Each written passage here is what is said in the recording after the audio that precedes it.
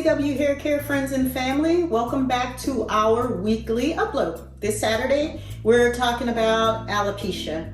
We mentioned that to you last week when we were discussing what's your hair type. So this week, we are going to discuss alopecia and its various forms, how you can treat it, what's the cause, and generally giving you an idea of what it is, because alopecia is a catch-all term for hair loss, but there are varying types, so we're going to discuss that now. Cleveland Clinic, as well as Dr. Agu, says that nearly 50% of all black women suffer from noticeable hair loss.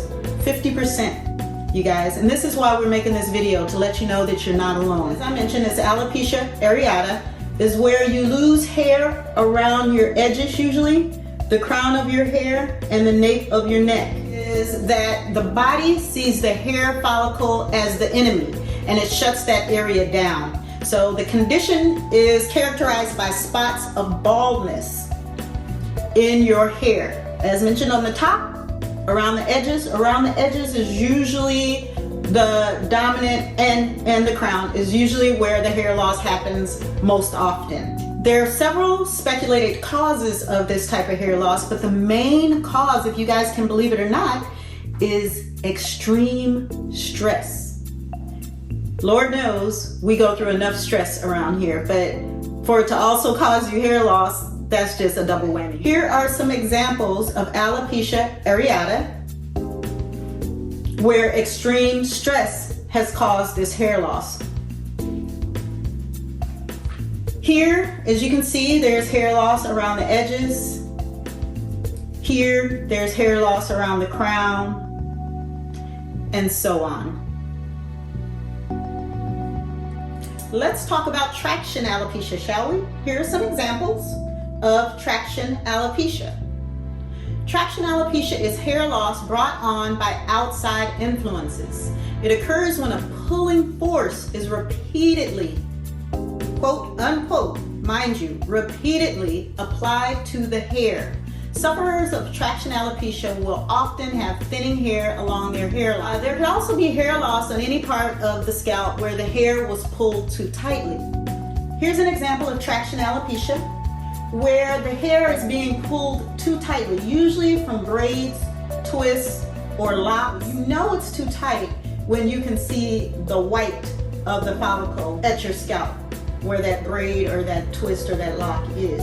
If you see that, you know it's too tight, and that's going to cause traction alopecia. Also, when you often wear a ponytail, like you're going to work, a ponytail is the catch-all. You can get up in the morning, throw that ponytail, and get on to work really, really quickly. So I know, I used to wear a ponytail like this all the time going to work. So when the ponytail is too tight, day after day after day after day, that causes traction alopecia. A lot of times with our young children, when we braid their hair a little bit too tight, that starts the production of alopecia as well at a very young age. So we don't want to get this started. So when I know you have to braid the hair, you got to keep it combed, and keeping them in braids helps to keep that hair looking good for an entire week at times, right? But just be mindful of not pulling too tightly at the edges. And the resolution for traction alopecia, the growth set. First, use the spray the scalp in the area where the hair has been lost. Then 2, massage in the oil. And you do that every day without washing out, unless it's your normal wash day, okay? Androgenic alopecia is what we're going to be discussing next. And here's an example of that type of alopecia. This is also known as AA. It is the proper term for male or female pattern baldness. This form of hair condition looks different in men and women. In men, hair begins to fall out around the temples and then continues to fall out until the hairline resembles an M, or sometimes just all gone on the top and you have like a donut going around the outside of the hairline. In women, hair loss from androgenic alopecia, AA, usually begins with a thinning all over the head. A receding hairline is not common in women like it is in men, but the thinning, especially around the top of the hair, and then it starts to expand. It usually begins between the ages of 12 and 40. According to Science Direct, androgenic alopecia is caused by androgens in genetically susceptible women. Women can inherit the gene that causes this hair loss from either one or both sides of the family. So basically, this is hereditary. The risk of developing this type of alopecia increases with age. The solution to this is get started as early as possible using our growth set. Once you know that it is hereditary and that this type of alopecia runs in your family. The next type of alopecia we're going to discuss is called CCCA alopecia. We have numerous customers reach out to us, and the first thing they say is, I have CCCA alopecia and can your product help with this? Of course, I had to look that up and try to understand a little bit better about what CCCA was before I could say that we were able to help them. But of course, the growth set was created to reverse and to help people with alopecia, period. That's what it was created for. So, recommending the growth set for the CCCA, we have gotten back numerous wonderful reviews on how it's grown the hair back. As a matter of fact, I'm going to read a review in just a second about a CCCA alopecia condition. But first of all, what causes CCCA? CCCA, first of all, stands for central centrifugal cicatricial alopecia. It is a very common cause of alopecia or hair loss in Black women. Hair loss from CCCA occurs primarily in the central crown part of the scalp. The hair loss radiates outward in a centrifugal or circular pattern and is usually gradual, although some people experience a rapid progression. CCCA causes complete destruction of the hair follicle, as well as causes scarring that leads to permanent hair loss. So catching it early is imperative. But what can help this, again, is the growth set. We have several customers who have had this type of hair loss, and we recommended the growth set, the spray and the oil, and it did grow their hair back. And I'm going to read a comment from one of our customers about this. It says, "Good morning.